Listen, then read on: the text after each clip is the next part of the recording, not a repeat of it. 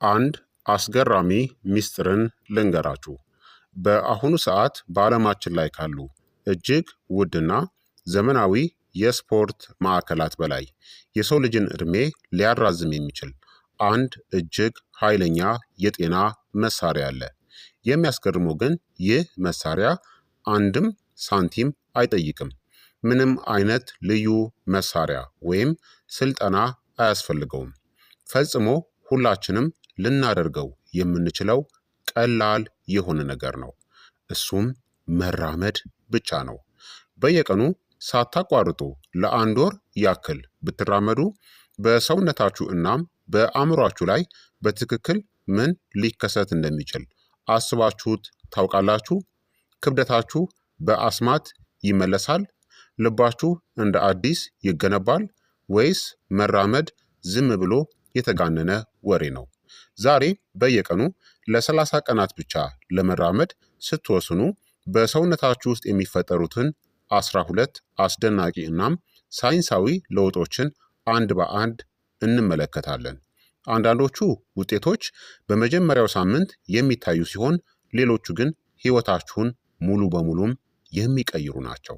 ታዲያ ለለውጥ ዝግጁ ናችሁ? ዝግጁ ከሆናችሁ እግራችሁን አንሱና አብረን እንጀምር። ለ30 ቀናት በየቀኑ ብትራመዱ በጤናችሁ ላይ ምን ሊፈጠር ይችላል? አንደኛ፣ ልባችሁ ይበልጥ ጠንካራ መሆን ይጀምራል። ልባችን ጡንቻ ነው፣ እናም እንደ ማንኛውም ጡንቻ አዘውትሮ ጥቅም ላይ ሲውል ይበልጥ ጠንካራ ይሆናል። በየቀኑ ስትራመዱ ልባችሁ በመላው ሰውነታችሁ ውስጥ ደምን ይበልጥ በብቃት ይረጫል። ይህ የደም ዝውውርን ለማሻሻል ይረዳል። እንዲሁም ለሰውነታችሁ ክፍሎችና ህብረ ህዋሳት ተጨማሪ ኦክስጅንን ያቀርባል። ብዙ ሰዎች ለጥቂት ሳምንታት አዘውትረው ከተራመዱ በኋላ ደረጃዎችን ሲወጡ ወይም የዕለት ተዕለት እንቅስቃሴዎችን ሲያደርጉ ትንፋሽ ማጠር እንደሚቀንስላቸው ያስተውላሉ። በጊዜ ሂደት መራመድ ጤናማ የደም ግፊትን እናም የኮሌስትሮል መጠንን ለመደገፍም ሊረዳ ይችላል። እያንዳንዱ የእግር ጉዞ ለልባችሁ የወደፊት ህይወት እንደተደረገ ትንሽ ኢንቨስትመንት አድርጋችሁ አስቡት። ሁለተኛ፣ የስሜት ሁኔታችሁም ይሻሻላል። ከእግር ጉዞ በኋላ የተሻለ ስሜት እንደሚሰማችሁ መቼም አስተውላችሁ ታውቃላችሁ። ያ ምንአብ አይደለም።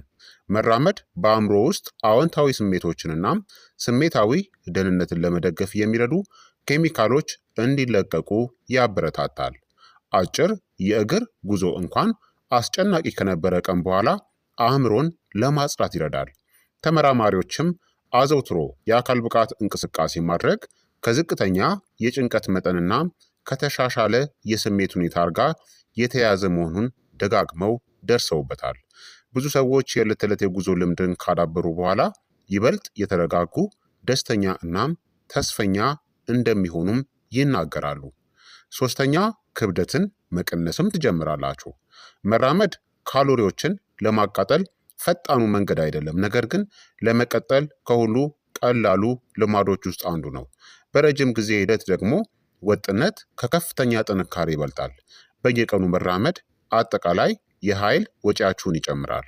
ከጤናማ የአመጋገብ ልምዶች ጋር ሲዋሃድ ይህ ቀስ በቀስናም ዘላቂ ለሆነ የክብደት መቀነስ አስተዋጽኦ ያደርጋል። አራተኛ፣ የደማችሁ ስኳር ይበልጥ የተረጋጋም ይሆናል። ከምግብ በኋላ የደም ስኳር መጠኖች በተፈጥሮ ይጨምራሉ። መራመድ ጡንቻዎቻችሁ ግሉኮስን ለኃይል እንዲጠቀሙበት ይረዳል። ይህ ይበልጥ ጤናማ የሆነ የደም ስኳር ቁጥጥርን ለመደገፍ ይረዳል። ከምግብ በኋላ የሚደረግ አጭር የእግር ጉዞ እንኳን ጠቃሚ ሊሆን ይችላል።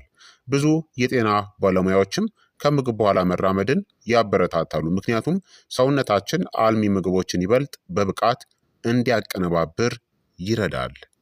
ሰውነታችሁ የተሰራው እንዲንቀሳቀስ ነው፣ በተለይም ከምግብ በኋላ። አምስተኛ፣ የኃይል መጠኖቻችሁ ይጨምራሉ። ኃይልን ማውጣት እንዴት የበለጠ ኃይል ሊሰጠን ይችላል ትላላችሁ? መልሱ ያለው ሰውነታችሁ ራሱን በሚያላምድበት መንገድ ላይ ነው። አዘውትሮ መራመድ በመላው ሰውነት ውስጥ የደም ዝውውርን እናም የኦክስጅን አቅርቦትን ያሻሽላል። የአካል ብቃታችሁ እየተሻሻለ ሲሄድ የዕለት ተዕለት ተግባራት አነስተኛ ጥረትን ይፈልጋሉ። በየቀኑ መራመድ የሚጀምሩ ብዙ ሰዎች ቀኑን ሙሉ የድካም ስሜት እንደሚቀንስላቸውም ይናገራሉ። ባትሪያችሁን ከማፍሰስ ይልቅ መራመድ መልሶ ለመሙላትም ይረዳል። ስድስተኛ እንቅልፋችሁም የተሻለ ይሆናል። በሚሊየን የሚቆጠሩ ሰዎች በደካማ እንቅልፍ ይቸገራሉ። አንድ በሚያስገርም ሁኔታ ውጤታማ የሆነ መፍትሄ የዕለት ተዕለት የእግር ጉዞ ሊሆን ይችላል። የአካል ብቃት እንቅስቃሴ የሰውነታችሁን ውስጣዊ ሰዓት ለመቆጣጠር ይረዳል። መራመድ ብዙ ጊዜ በእንቅልፍ ላይ ጣልቃ የሚገቡትን ጭንቀትንናም የነርቭ መወጠርንም ይቀንሳል። አዘውትረው የሚራመዱ ሰዎችም ፈጥነው እንደሚተኙ እናም ጥልቅ በሆነ እንቅልፍ እንደሚደሰቱም በተደጋጋሚ ይናገራሉ። እናም የተሻለ እንቅልፍ ኃይለኛ የዑደት ሂደትን ይፈጥራል። ተጨማሪ መራመድ ወደ ተሻለ እንቅልፍ ያመራል። የተሻለ እንቅልፍ ደግሞ ወደ ተጨማሪ ጉልበት ያመራል። ተጨማሪ ጉልበት ደግሞ ንቁ ሆናችሁ ለመቀጠል ቀላል ያደርገዋል። ሰባተኛ ጡንቻዎቻችሁ እናም መገጣጠሚያዎቻችሁም ይጠቀማሉ። መራመድ በመላው ሰውነታችሁ ውስጥ ያሉ ብዙ ጡንቻዎችን በቀናት ያንቀሳቅሳል። እግሮቻችሁ፣ ዳሌዎቻችሁ፣ መቀመጫዎቻችሁ፣ የሰውነታችሁ መካከለኛ ክፍልናም የሰውነታችሁ አቋም መገንቢያ ጡንቻዎች እንኳን በእያንዳንዱ እርምጃዎች የተሰሩ ናቸው። ከፍተኛ ጫናን ከሚፈጥሩ የአካል ብቃት እንቅስቃሴዎች በተለየ መልኩ መራመድ በመገጣጠሚያዎች ላይ በአንጻራዊ ሁኔታ ትንሽ ጫናን ይፈጥራል።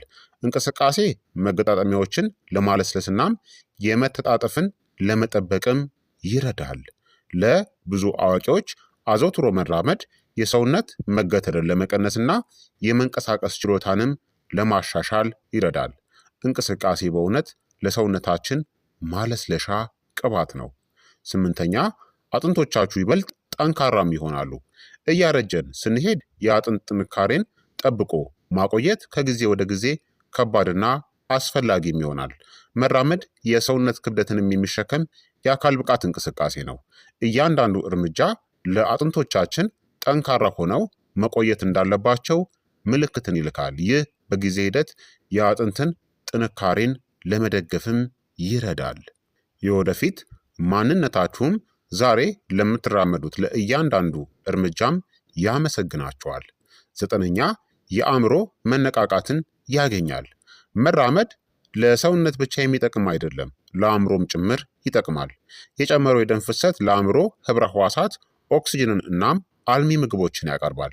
ብዙ ሰዎች ከአዘውትሮ የእግር ጉዞ በኋላ የተሻለ ትኩረትን፣ ፈጠራንናም የአእምሮ ግልጽነትንም ያስተውላሉ።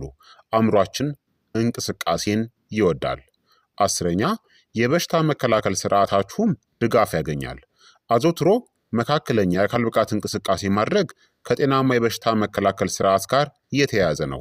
መራመድ የደም ዝውውርን ለማሻሻል ይረዳል። ይህም የበሽታ መከላከል ህዋሳት በመላው ሰውነት ውስጥ ይበልጥ በብቃት እንዲንቀሳቀሱም ያስችላቸዋል።